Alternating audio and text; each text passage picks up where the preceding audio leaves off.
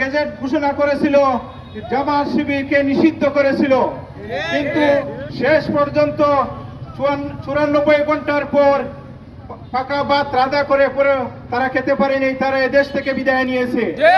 সেই জন্য আমি বর্তমান সরকারকে অত্যন্ত শক্ত ভাষায় বলিয়ে দিতে চাই যে 24-এর কারণে আপনারা ক্ষমতায় এসেছেন, সেই 24কে যদি ভুলে যান তাহলে আমাদের সিলেটের ভাষায় হলো কার হত্যায় খাও গোবন্দি ঠাকুর ছিল না। সম্মানিত উপস্থিতি, তাই আসুন আমি সরকারকে জানিয়ে দিতে চাই 24-এর সেই আকাঙ্ক্ষা যদি আপনারা পূরণ না করেন, যেভাবে ফ্যাসিবাদের পতন হয়েছিল আপনাদের এই পতন দেশের জনগণ, ইসলামী আন্দোলন, জামাতে ইসলামী সহ ছাত্র শিবির সুচ্চার গতিতে এগিয়ে নেবে। তাই আসুন আপনারা সেই 24-এর সনদকে বাস্তবায়নের জন্য উদাত্ত। সরকার মনে করতেছেন ক্ষমতায় চলে গেছি, এই তো গেছি, আর কিছু হবে না, কিন্তু আমি হুঁশিয়ারি উচ্চারণ করছি, বঙ্গোপসাগরে নিম্নচাপ অপেক্ষা করছে। আইলা সিডর এগুলা যখন আসবে তখন ক্ষমতার মসনদ একেবারে তছনছ হয়ে যাবে। আমরা সরকার দলকে বলতে চাই, আমরা তাদের শুভাকাঙ্ক্ষী। এই পর্যন্ত বাংলার ইতিহাসে এই ধরনের বিরোধী দল আসে নাই। সরকারি দলও বিরোধী দলের প্রশংসা করতেছে, এমন একটা বিরোধী দল পাইছে।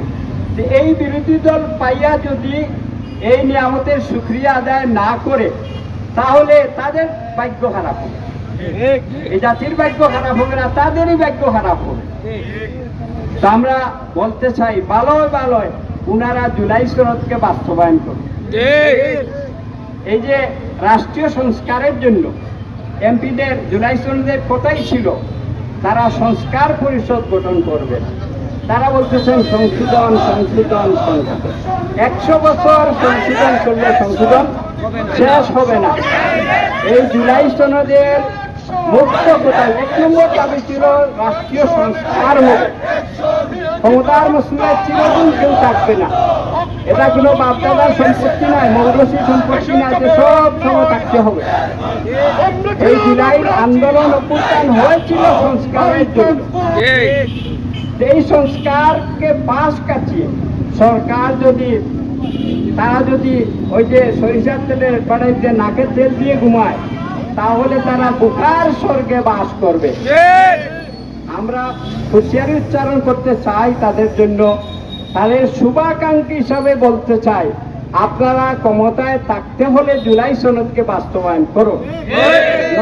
সরকার জুলাই সনদের বাস্তবায়ন না করে, ফ্যাসিস্টদের বিচারের ব্যবস্থা না করে, 14 শতাধিক মানুষের যারা হত্যা করেছে, হেলিকপ্টার থেকে গুলি করেছে এবং বৃষ্টির মতো মানুষ গুলি করে হত্যা করেছে, অনেক ভাই এবং বন্ধুরা আজকে পঙ্গুত্ব বরণ করেছে, জীবনের তরে অন্ধ হয়েছে এবং এই হাজার হাজার মানুষ যারা পঙ্গুত্ব বরণ করেছেন, যারা এখনো হাসপাতালের বেডে এবং বাড়িতে বিছনায় কাতরাচ্ছেন, সেই শহীদ ভাইদের এবং পঙ্গুত্ব বরণকারী আহত ভাইদের সেই আকাঙ্ক্ষা জুলাই সনদের বাস্তবায়ন এবং গণহত্যাকারীদের বিচার, ফ্যাসিস্টদের বিচার, শেখ হাসিনার বিচার,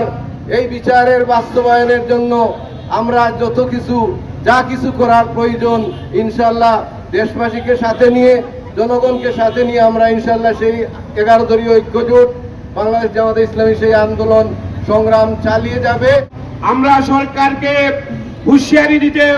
হুঁশিয়ারি দিয়ে বলে দিতে চাই, যদি জুলাই সনদ বাস্তবায়ন না করা হয় তাহলে ফ্যাসিস্টের যে পরিণতি হয়েছে আপনাদেরও সেই পরিণতির জন্য আপনারা অপেক্ষা করুন। এর ধারাবাহিকতায় আগামী 5ই আগস্ট আবার 11 দলীয় জোটের উদ্যোগে সারা বাংলাদেশে কর্মসূচি বাস্তবায়ন হবে। সেই কর্মসূচির পরও যদি সরকারের টনক না নড়ে তাহলে কেন্দ্র থেকে দুর্বার আন্দোলনের কর্মসূচি দেওয়া হবে।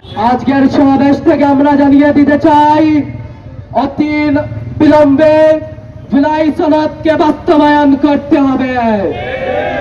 24-এর যে গণঅভ্যুত্থানের যে গণহত্যা হয়েছিল, সেই গণহত্যার বিচার করতে হবে। আমরা দেখতে পাচ্ছি প্রশাসন যে সন্ত্রাসী কর্মকাণ্ড হচ্ছে, যে সন্ত্রাসীরা এই বাজার ঘাটে অবাধে চলাফেরা করছে, তাদেরকে আইনের আওতায় নিয়ে আনতে পারছে না। আমরা সরকারকে বলতে চাই, অনন্ত বিলম্বে যদি জুলাই সনদকে বাস্তবায়ন না করেন, ইসলামের ছাত্র শিবির যেভাবে 24-এর গণঅভ্যুত্থানে সকল ছাত্র সমাজকে নিয়ে দরবার আন্দোলন গড়ে তুলেছিল, যে জুলাই সনদ যদি বাস্তবায়ন না হয়, ইসলামের ছাত্র শিবির সকল ছাত্র সমাজকে নিয়ে আবারও দুর্বার আন্দোলন করে জুলাই সনদকে বাস্তবায়ন করবে। 5ই আগস্ট যে বিপ্লব সংগঠিত হয়েছে, সেই বিপ্লবের পরবর্তী সময়ে এসে আজকে 2 বছর প্রায় পূর্তি লগ্নে এসে অত্যন্ত বরাক্রান্ত হৃদয় আমাদেরকে আজকে বলতে হচ্ছে, আজ পর্যন্ত সেই বিপ্লবের আকাঙ্ক্ষা পূর্ণ হয় নাই। আজকের যে সরকার দেশ পরিচালনা করছেন, বিগত ঐক্যমত কমিশনের সামনে তাদের যে মতামত দিয়েছিল, আজকে পবিত্র সংসদে গর্ব ভরে অত্যন্ত প্রকাশ্য হয়ে তা অস্বীকার করছে। আমি বলতে চাই, হুঁশিয়ারিতে বলতে চাই, জুলাই আসবে, জুলাই যাবে, যারা অস্বীকার করবে তারাও শেখ হাসিনার মতো নতুন কোন দেশে পালাতে হবে। শেখ হাসিনা থেকে শিক্ষা নিয়ে জুলাই সনদ বাস্তবায়ন করার জোর দাবি জানিয়ে